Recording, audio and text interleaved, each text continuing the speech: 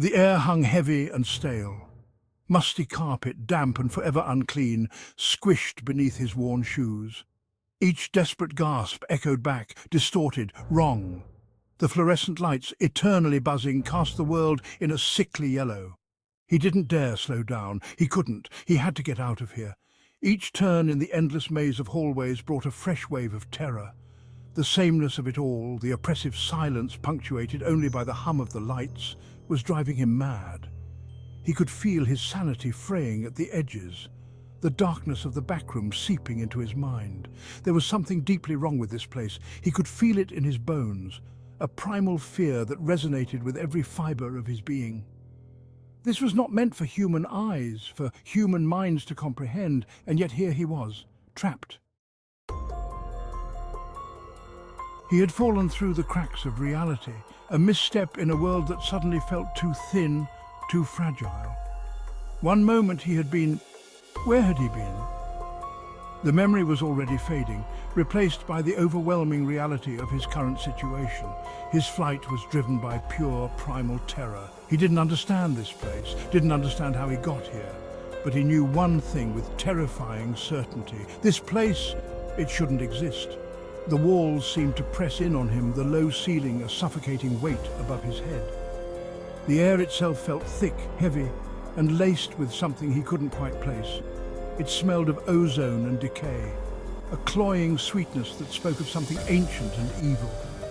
Panic tightened its grip, his heart a frantic drum against his ribs. He had to escape this labyrinth of yellowed wallpaper and humming lights. He had to find his way back to the world of sunlight and fresh air, to the comforting normalcy he had taken for granted. But the backrooms offered no such comfort. It offered only silence, a crushing, deafening silence that spoke of infinite space and his own insignificant place within it. He wasn't alone. The thought slithered into his mind, cold and unwelcome, sending a fresh wave of terror through him. He could feel it now, a presence lurking just beyond the edge of his perception. Something was hunting him. It was in the flickering of the lights, in the rustling of unseen things behind the walls. He caught glimpses of it in the periphery of his vision, a fleeting shape that vanished as quickly as it appeared. Each glimpse brought a fresh wave of nausea, a primal fear that sent shivers down his spine. He had heard whispers, rumors on the internet, hushed stories of something that lurked within the backrooms. A creature born of the emptiness, its form shifting and indistinct, composed of shadows and static. They called it the Stalker. Now he knew those whispers were true. Days bled into nights, or perhaps it was the other way around. Time had lost all meaning in this place. The fluorescent hum was a constant, maddening drone. The yellow never ended.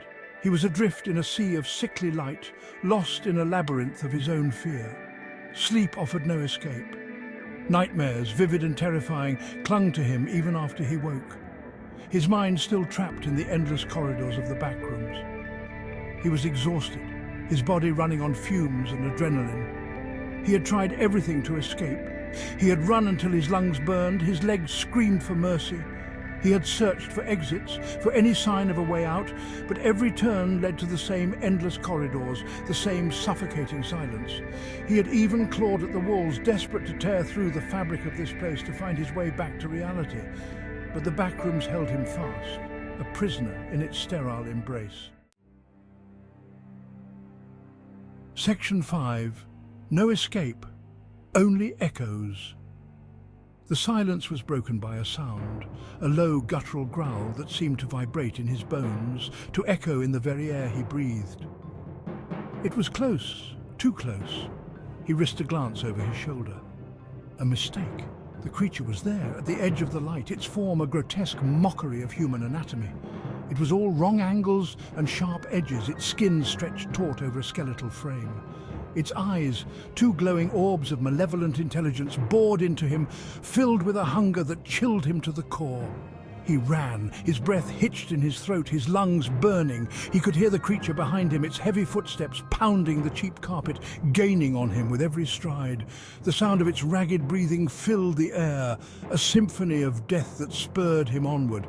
There was nowhere to hide, no escape in this endless maze.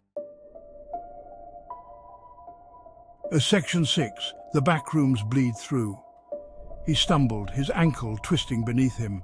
Pain shot up his leg, but he couldn't stop, not now. He scrambled to his feet, adrenaline masking the agony.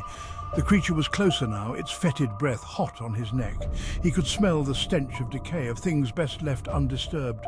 It was a primal fear that spoke of a darkness beyond comprehension, a hunger that extended beyond mere flesh and bone. He knew then that he wasn't going to outrun it. This was the end. The backrooms had taken so many others. He had seen the evidence, the scattered remnants of lives interrupted, swallowed whole by this place.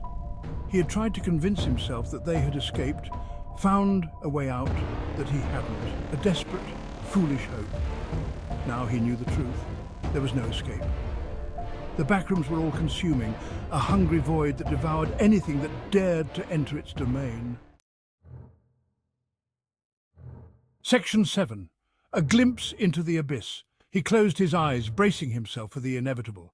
But the blow never came. He forced his eyes open, his heart pounding against his ribs. The creature was gone, vanished. He was alone. He allowed himself a moment of fragile hope. Had he been spared? Was it possible to escape this place after all? He took a step, then another, his legs trembling beneath him. The silence was deafening, broken only by the frantic beat of his own heart. He didn't understand. He didn't dare to believe he was safe. He pressed on, his senses on high alert, his every instinct screaming at him to run. The air felt different now, charged with a strange energy that made the hairs on the back of his neck stand on end.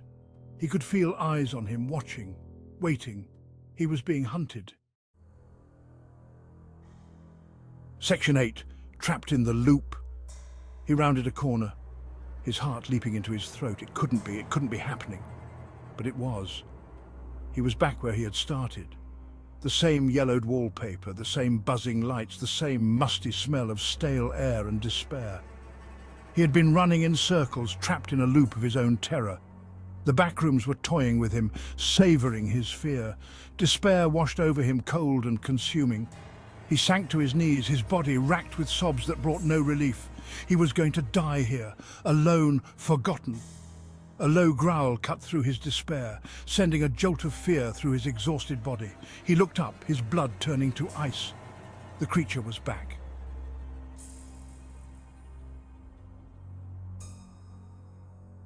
Section 9. The hunt resumes. It stood before him, its form shifting, flickering like a bad VHS recording. It was closer now, close enough to see the way its skin seemed to ripple and writhe, as if alive with 1,000 unseen insects. Its eyes, those terrible glowing orbs, were fixed on him, filled with a cold, calculating hunger. He scrambled back, his hands scraping against the rough carpet. There was nowhere to go, he was trapped. The creature took a step closer, its claws scraping against the floor, the sound like nails on a chalkboard. It lowered its head, its breath hot and rancid on his face.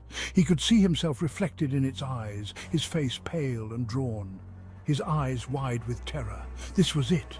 This was how he died, hunted down in a labyrinth of endless hallways, his sanity shredded, his body a feast for a creature born of nightmares. He closed his eyes, accepting the inevitable. But the end, when it came, was not the agonizing death he had expected. It was something far stranger, far more terrifying. Section 10. A reality too close for comfort. He opened his eyes to find himself staring up at a familiar popcorn ceiling. The air was filled with the comforting scent of cinnamon and pine. He was in his own bed, in his own home. It had been a dream, just a dream. He sat up, his heart still pounding in his chest. He could feel the dampness of sweat on his skin, the lingering fear clinging to him like a shroud. He drew in a deep breath, trying to steady himself. He was safe. He was home. But as he glanced at the corner of his room, at the place where the wallpaper seemed to peel away from the wall ever so slightly, a chill ran down his spine. He could have sworn he saw a flicker of movement, a fleeting glimpse of something dark and terrible just beyond the edge of his vision. The backrooms, he realized, were never that far away.